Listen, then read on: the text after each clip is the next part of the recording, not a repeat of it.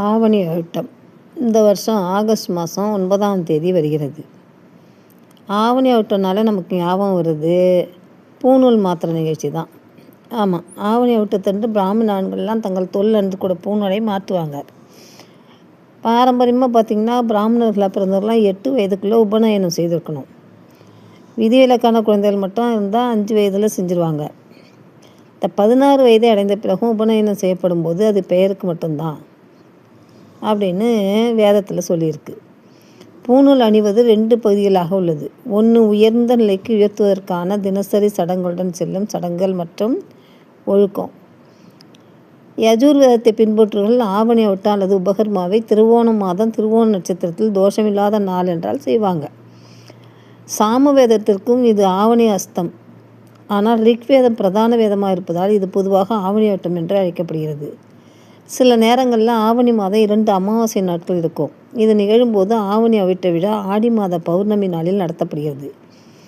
ஆவணி அவிட்டத்தன்று ஆண்கள் தங்கள் தோள்களில் அணிந்திருக்கும் பூநூலை மாற்றுவார்கள். ஆனால் அது மட்டுமல்ல, காமோர் ஹர்ஷித் ஜபம் போல வேதங்களையும் அதனுடன் உச்சரிக்க தொடங்க வேண்டும்.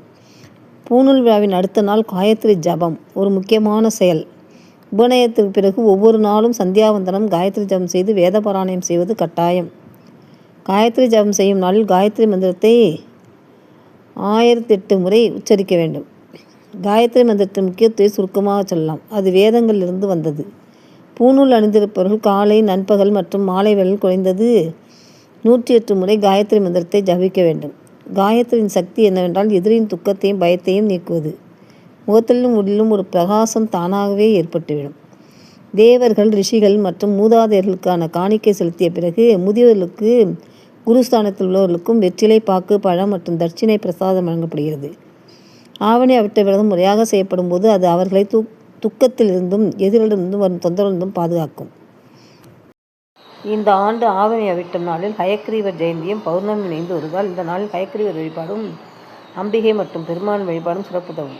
பௌர்ணமி என்றால் குலதெய்வத்தையும் முன்னோர்களையும் வழிபடுவது, சத்யநாராயண பூஜை செய்து வழிபடுவதும் சிறப்பானதாகும்.